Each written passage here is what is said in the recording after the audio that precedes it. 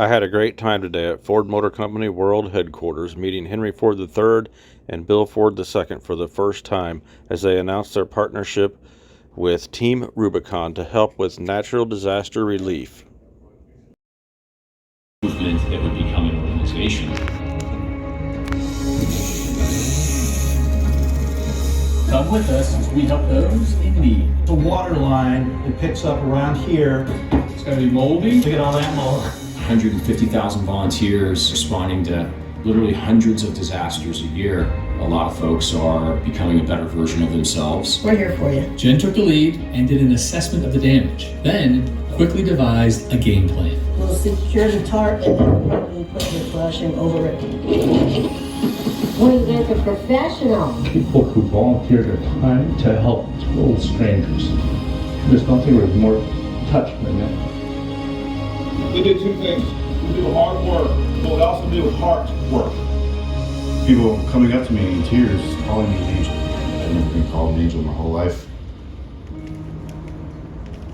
At the end of the day, our mission is to help people. And that's what matters most. Please welcome to the stage the president of the Ford Motor Company Fund, Mary Kohler.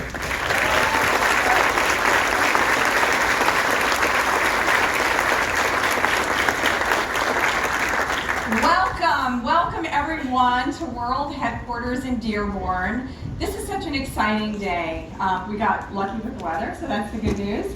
But I'm really thrilled to be here because this is a fantastic day to talk about a partnership that we've had for many years with Team Rubicon, which you're going to learn more about. You saw the video, but they're an amazing veteran-led organization.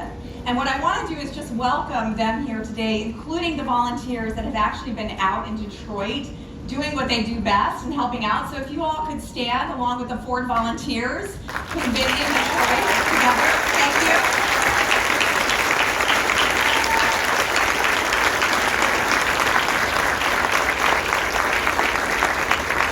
They showed up this morning dirty and just, you could tell they had really been in it. So I really appreciate all their efforts. I would also love to welcome Art De La Cruz and Bill Ford today, who of course are our special guests. And so in a minute, I will bring them up and we'll have a terrific conversation. When you think about what we do at Ford, we really always show up in a time of crisis. And I think we do that exceptionally well. When we think about Team Rubicon, they do the same thing. And so as we continue to think about the work that we do together, this is just an awesome opportunity to expand that. So one of the things that we started to think about as we thought about our partnership is we have for years supported them with funding and with capacity building. But what we really wanted to do was to merge the company's sort of might, these amazing products that we make, right, with our philanthropic experience. And so what we're announcing today is an incredible partnership that not only brings that philanthropic funding to Team Rubicon, but also donates 17 vehicles to Team Rubicon to do the great work that they do. This is a $5.8 million investment.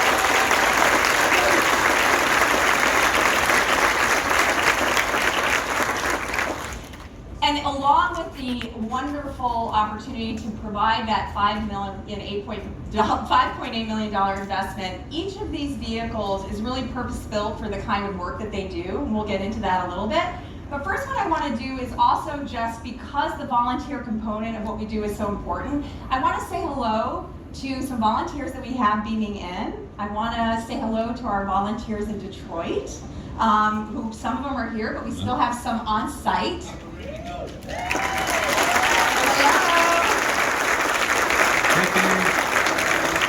How are you guys? Great. How are you guys doing? We're great. We're great. Well, thanks for being out there on site. We're going to come back to you in a minute. Yeah, definitely. And then I wanted to say hello to our folks in Houston as well. Houston? There's Houston.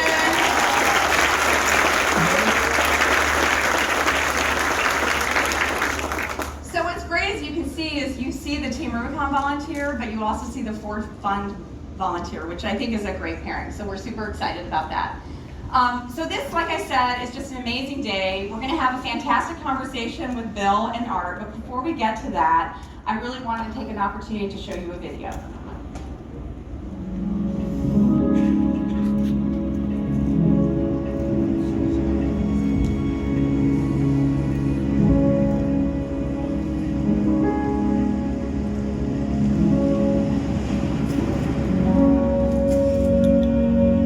For years, the Ford Motor Company has been supporting Team Rubicon, a group of veterans on the front lines of disaster relief.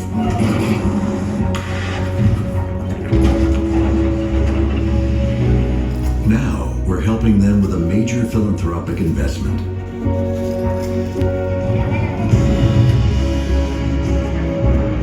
And reinforcing their operations with a dedicated Ford fleet of Broncos, F-Series trucks, and F-150 Lightnings. Helping them respond faster, getting them to the places most can't reach, and getting people in those places back on their feet. We're helping Team Rubicon serve those in need.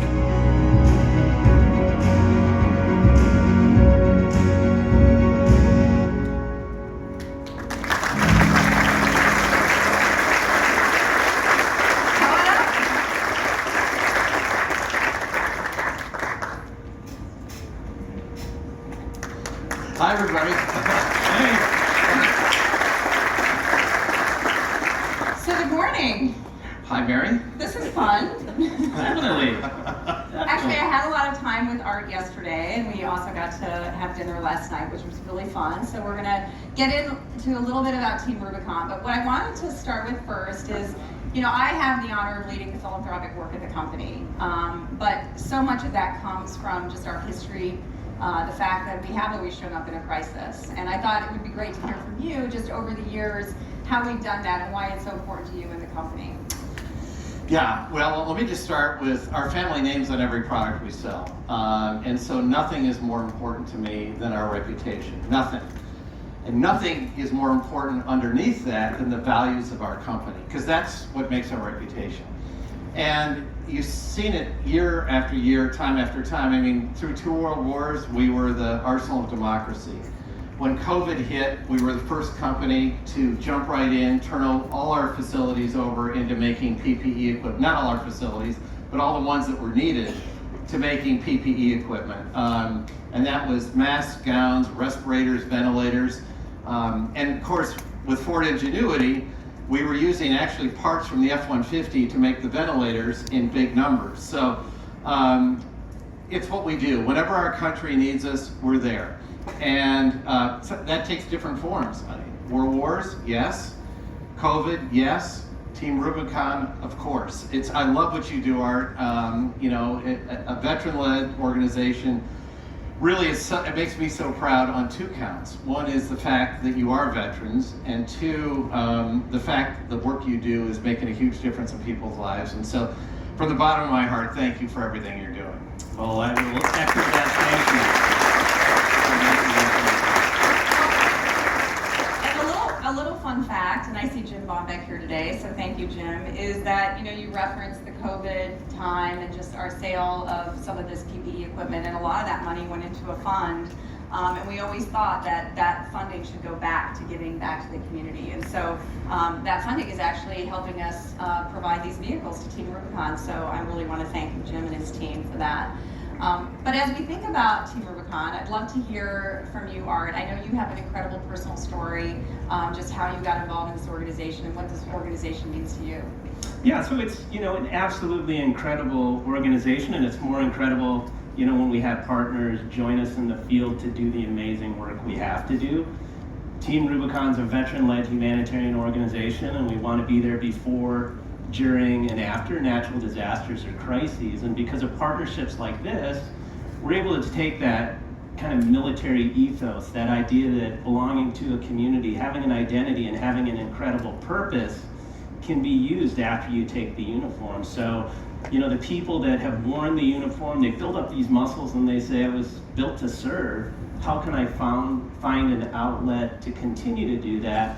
And how can I also bring more with me on that journey? And it's about volunteering, you know, it's about upholding the brand, as Bill talked about. Team Rubicon should be ubiquitous with service and selflessness, and also I think a component of serving self as you do it. And I think if we're upholding our obligation to the disaster response space, we do the same things you do.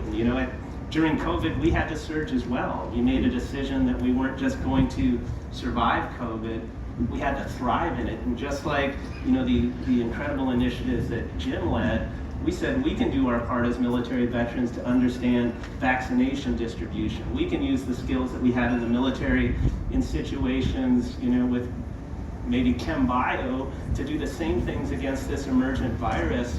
And I couldn't be more proud of this opportunity as a military veteran to be able to reconnect with something that's so important to me, and it's nested in service.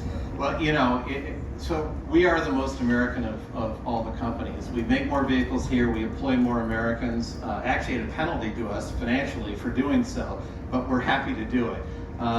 Because and part of that is also supporting vets. What you've done for our country, we can never thank you enough. And so anytime we can give back to, and help you, we'll be there. But I actually have an ask of you. You mentioned Jim Bombeck, who I know you had dinner with last night. If you could feed back to Jim the products when they're in their field, how are they doing? What could we be doing better? What doesn't work? That's all really important to us, because these vehicles, yeah, they do the work that you do, but they also do the work that so many other people do. And your insight, your knowledge, because you're going to put it through the most extreme situations, right? And so anything that you feel they either do exceptionally well, we'd love to hear, but maybe even more importantly, where they don't, and where we could be better. If you could feed that back to Jim, that would be huge. Yeah, you have my promise, and I know we have a bunch of shy, demure experts here, and they never have an opinion, and they never have an idea how to do things better. So that's part of our DNA, right? Good is not great, so let's pursue great. And we know, and we had the challenge issued last night about how do we get this truck number 1 behind us in the museum? How does it have this incredible story of innovation and taking new technology and continually evolving the product, and not just the product, I think that's important at this moment in time, how it's applied. For those of you who don't know, tornadoes rip through Mississippi, Alabama, Pensacola, Florida. Today we have gray shirts that are running through these communities. These communities have been disconnected from the grid. They don't have power. Their food is rotting in their refrigerators. They're spending the night in the dark. And you bring innovations like this behind me, you bring these generators on wheels, and we have the ability to power our volunteers who say we can use battery-powered tools now.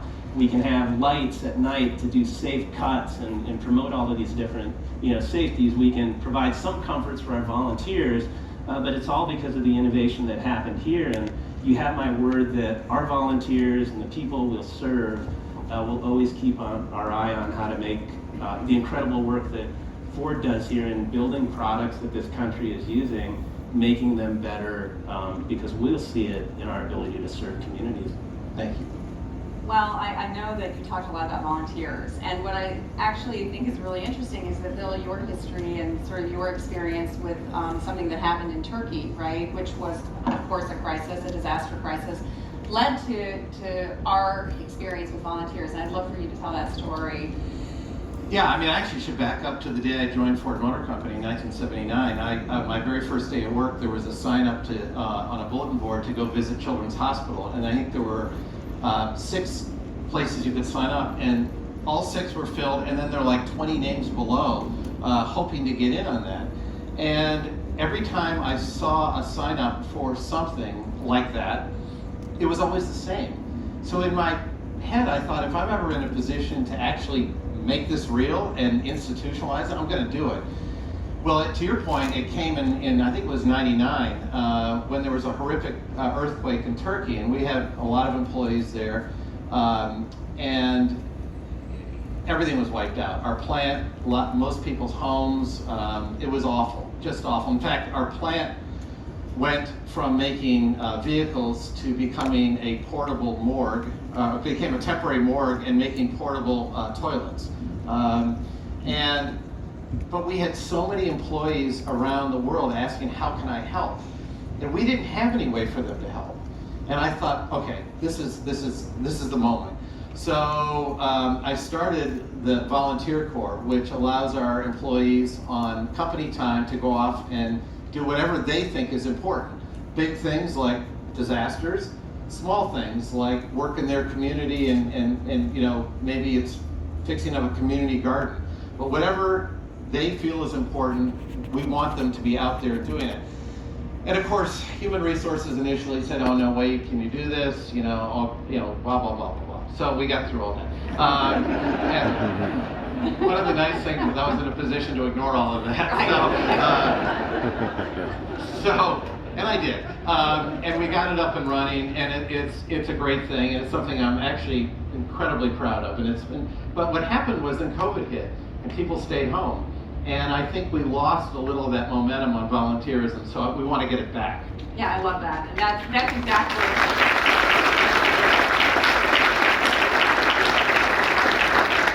And to your point, I mean, the Volunteer Corps, you know, we got so many emails during COVID, people saying, what can I do to volunteer? So we had to sort of transition to virtual volunteering, but now people want to be back in the field doing things. And so today is about that just as much as it is about this great partnership.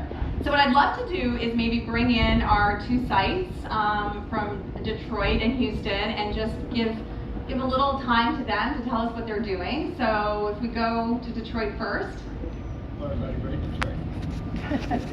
Hello, Mike. Mike and I had dinner last night together. He said he was actually going to do some kind of funny thing. What is that? I'm just kidding. The funny thing is trying to get you back out here in the field, man.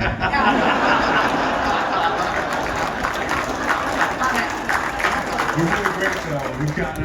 We've got an awesome team out here. Obviously, you can see us assembled behind us, but we've just been out here mucking out a home that was impacted by some flooding all the way back in 2021. But we haven't forgotten about the community. We've been chipping away at homes and just trying to make sure that we can get everyone back on their feet.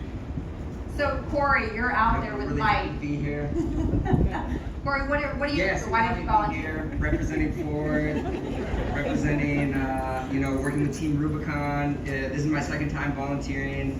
In April, Mary, you were here with us, and we were out in a really tough basement doing the hard work. So this partnership is awesome because it's really fun to be able to give directly back to the community. And I love what you say, Bill, about if a company isn't making people's lives better, it shouldn't exist. So it's great to be able to be out here today giving back.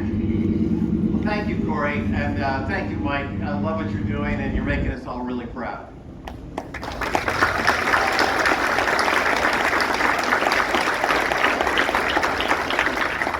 And Corey, you're making me look bad. You already went back. I have to tell you, the house that we had to muck out was a house that had been devastated by the floods 2 years ago.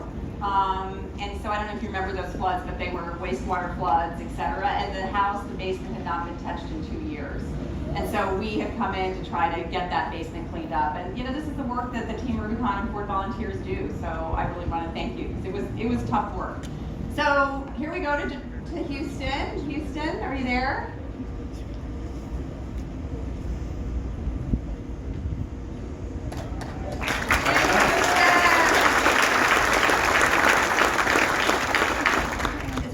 Hot and muggy in Houston, I would assume. Hi, Ken. Hi, Diana.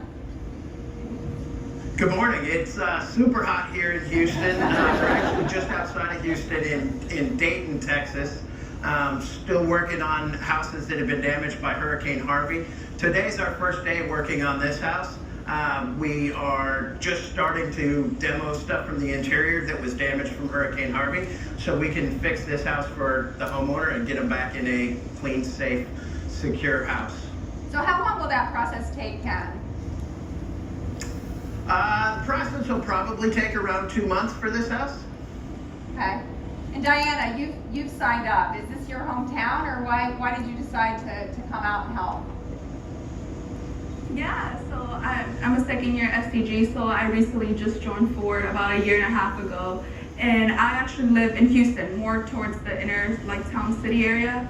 And I decided to volunteer, and when I heard the opportunity, that there was going to be an in-person Ford volunteer opportunity, I signed up very quickly because I see how much love and passion that volunteers in Michigan do, that since I can't be in Michigan, when I heard it was here in Texas, I was so excited.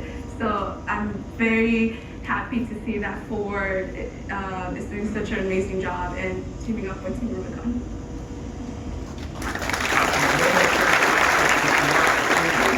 You guys up here to volunteer. Yeah. Yeah, I'd like to issue my personal thanks to you, Diana. For those of you who don't know, it's easy to look at times like this and what we saw in Detroit, as simple donations.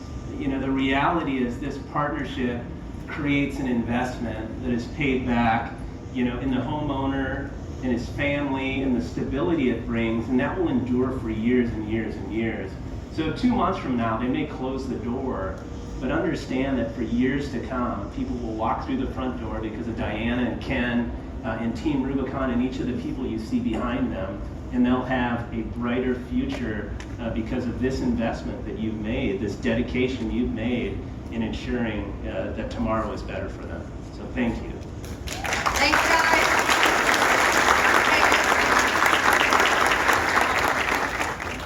So I know we've talked a little bit about the vehicles already, but it is an important component. As I said, one of I think the most exciting things is we've always talked about how do we bring the power of Ford to our philanthropic work, because it's more than just a philanthropic arm. We have so much expertise, we have so many wonderful things, and we're a mobility company. So the idea to bring mobility to solve big problems is a big opportunity. And I'd love to, as you think about that, how do you see it in the philanthropic space?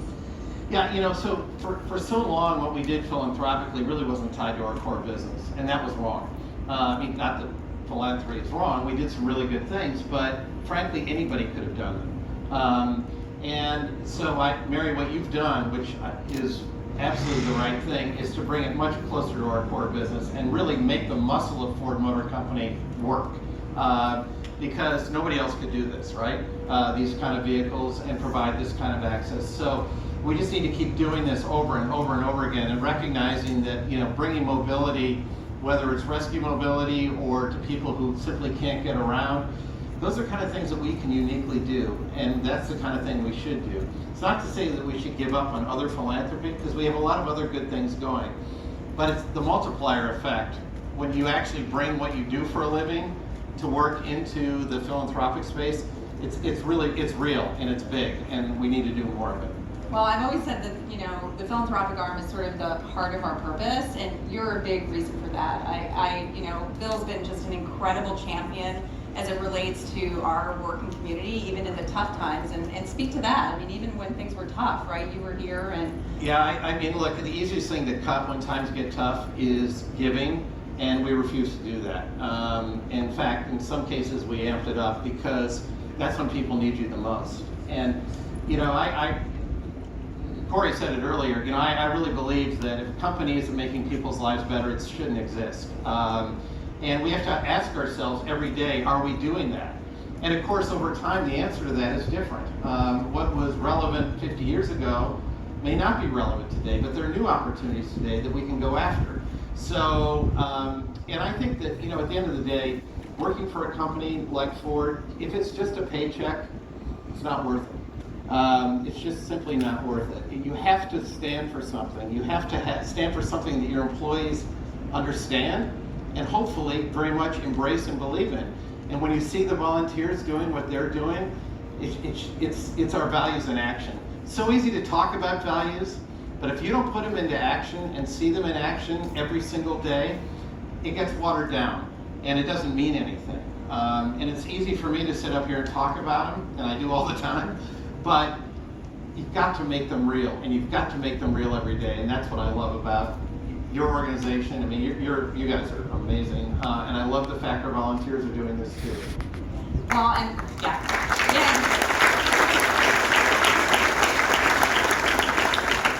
So one of the things that I do think is really interesting is we think about innovation, and we talk about innovation a lot at Ford. But there's a lot of innovation in philanthropic work as well. And you and I have talked about just these vehicles, the telematics in the vehicles. There's so much software that's really going to help you do your job better. Give us a little example of how you see that being deployed in the field. Yeah, in addition to bringing the power of the company to the disaster site, you're doing things like bringing power to the disaster site. As I talked about, tornadoes and hurricanes have an incredible way of dismantling and disconnecting people from the power grid. And we can all understand from our personal experiences, those types of challenges. And when we can begin to connect with products like this, I think, you drive ways forward. And I think beyond that, you also, through this lens of innovation and this idea of you can make it better, or, as I was challenged at dinner tonight, do everything you can to break these things. Because they'll be better. Wow. We challenge every one of our volunteers in the field to figure out how we can serve people better. And I think philanthropy is now is the time for innovation.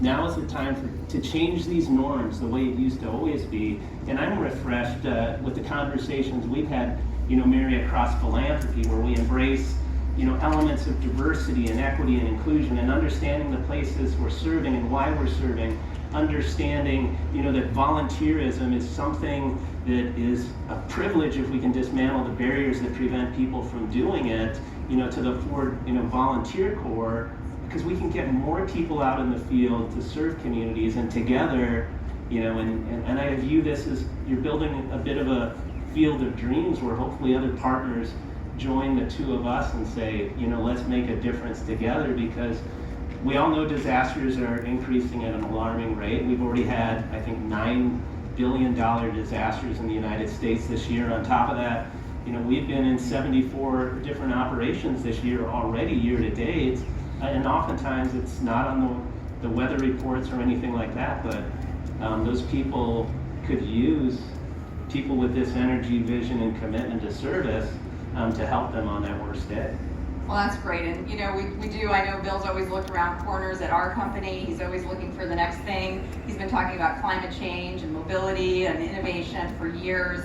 And just this partnership and just the way we're looking at how we can work together to really solve problems, I think is super exciting. So with that, I'd love to thank you. I'd love for you to offer any closing remarks before we sort of tell the audience what's next.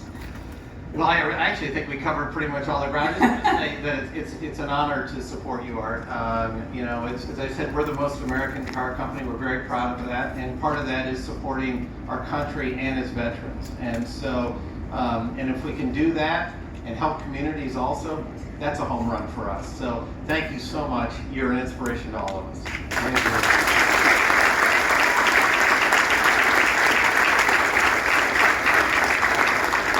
Let me echo that gratitude. The reality is, if you've been able to read, some of the things that the Surgeon General has talked about, this epidemic of loneliness, volunteering is mentioned 13 times in that document because it's a source of well-being. And I challenge any of you in blue shirts or in gray shirts to go home tonight and say, I didn't get something out of this experience. I don't feel like I helped somebody. Those things are intrinsic in kind of our DNA to serve each other and take care of one another. So I think this is one of those opportunities where, the Ford Fund and Ford and Team Rubicon, we're pulling the starting gun, and let's get out there and serve more communities, and let's serve more people. Let's be more ready, and let's do amazing things that people think are improbable. That's awesome.